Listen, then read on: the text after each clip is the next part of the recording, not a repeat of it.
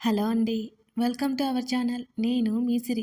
ఈరోజు మనం చెప్పుకోబోయే స్టోరీ 'ప్రియసఖి' పార్ట్ 252.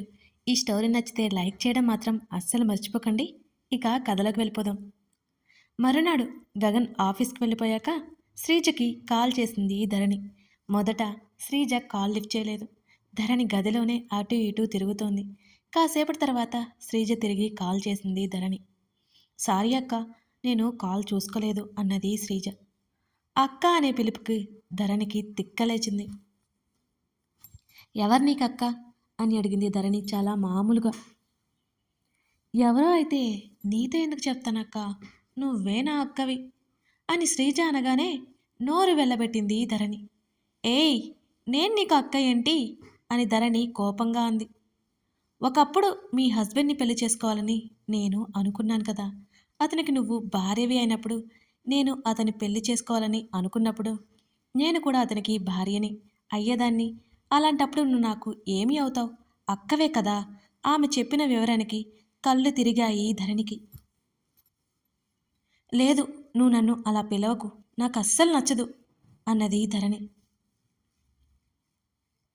ఎందుకక్క?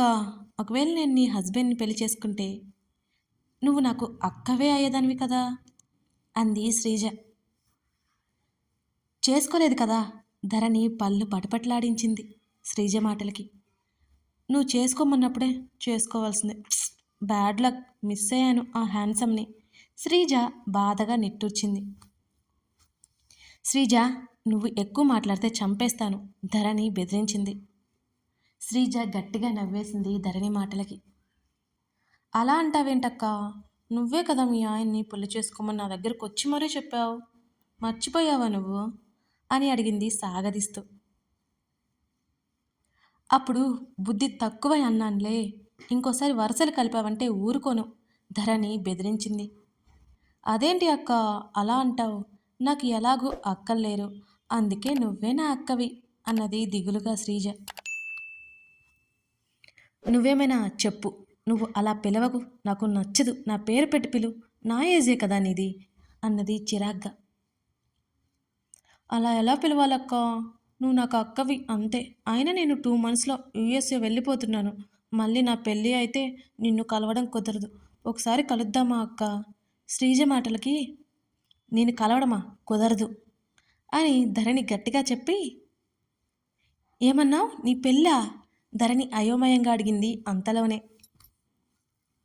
అవునక్క, నెక్స్ట్ మంత్ నా మ్యారేజ్. నువ్వు బావగారు రావాలి అన్నది శ్రీజ. ఈసారి కళ్ళు నోరు తెరుచుకున్నాయి ధరణికి ఆ మాటలు విని. ఏ చిచి, బావ ఏంటి బావా? ధరణి విసుక్కుంది. ఇప్పటికీ తనకి వరుసకి బావ అయినా సరే తనే ఒక్కసారి కూడా పిలవలేదు.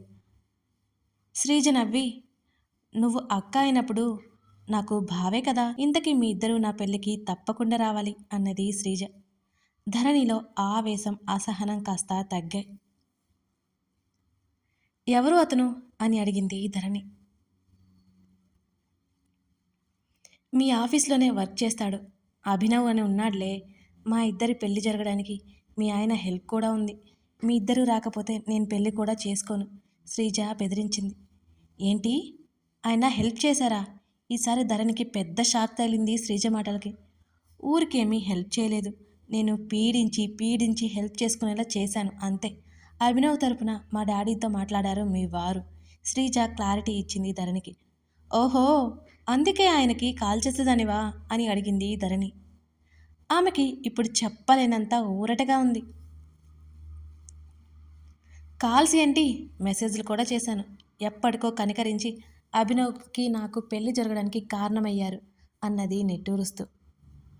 వస్తానులే నీ పెళ్ళికి తప్పకుండా.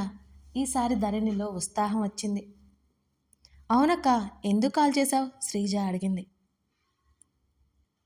ఏం లేదు, నీ పెళ్ళయిందా లేదా అని కనుక్కోవడానికి కాల్ చేశాను అన్నది ధరణి. మీరందరూ లేకుండా ఎలా అవుతుంది అని నవ్వింది శ్రీజ. సరే సరే, తప్పకుండా వస్తాం, ఉంటాను శ్రీజ. వెంటనే కాల్ కట్ చేసి ఊపిరి పీల్చుకుంది ధరణి.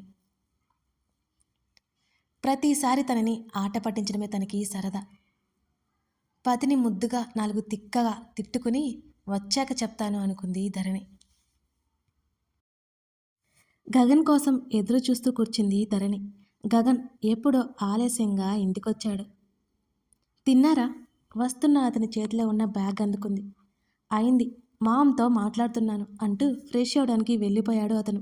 ధరణి అతని కోసమే చూస్తూ కూర్చుంది. ఇప్పుడు అతను వచ్చాక అతనితో గొడవ పడాలి, తనతో అబద్ధమాడినందుకు. గగన్ ఫ్రెష్ అయ్యి వచ్చి ఊయలలో బుద్ధిగా పడుకున్న బాబుని చూశాడు. విన్ని బెడ్ మీద అలవాటు చేయవా అని అడుగుతూ నెమ్మదిగా ఊయల కదిలించి తలపై కొన్ని క్షణాల పాటు అలాగే చూస్తూ ముందుకు వంగి తన కొడుకు పాలుగారే బుగ్గల మీద సున్నితంగా ముద్దు పెట్టుకున్నాడు. ధరణి నవ్వుతూ చూస్తూ బెడ్ మీద వేస్తే చివరికి వచ్చేస్తున్నాడు పడుకోకుండా.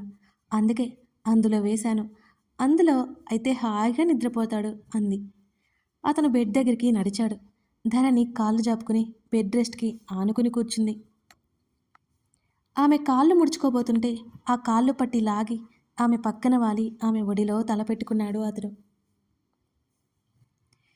శ్రీజ మ్యాటర్ దులిపేయాలనుకున్న ధరణి ఆ సంగతి మర్చిపోయింది పతిని చూస్తూ. ఏమైంది, ఇవాళ బాగా టైట్గా కనిపిస్తున్నారు అంటూ అతని తలలో వేళ్ళు జొప్పించి నిమురుతూ అంది ధరణి. అలసిపోయి రిలాక్స్ అవుతున్నా అంటున్న అతని మాటల్లో అర్థమే తనకి బోధపడలేదు. మరి ఇంతవరకు ఎందుకున్నారు? మూసిన అతని కళ్ళ మీద వేలితో నెమ్మదిగా రాస్తూ అడిగింది ధరణి.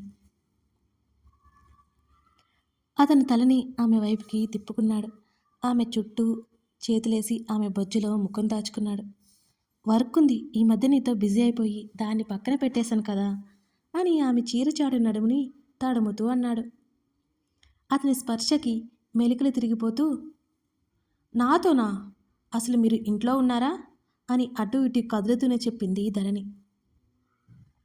పగల కాదు అని అతను చెప్తుండగానే ఏదో గుర్తుకొచ్చినట్లుగా టక్కున అతని నోటి మీద చెయ్యి అడ్డుపెట్టింది ధరణి. నాకు అర్థమైంది, ఇక చాలు అంటూ బుగ్గలు రెడ్ అవుతుంటే నెమ్మదిగా అంది.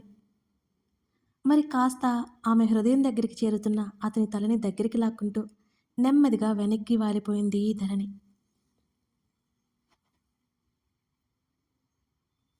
మరునాడు రాజేష్ ఇంటికి డిన్నర్కి వెళ్ళారు. స్వాతి అప్పటికే బోల్డని రకాల వంటలు చేయించి వీళ్ళ కోసం ఎదురు చూస్తూ ఉండగానే వచ్చేశారు. కాలింగ్ బెల్ మోగగానే పరిగెత్తుకుంటూ వెళ్ళి తలుపు తెరిచింది స్వాతి.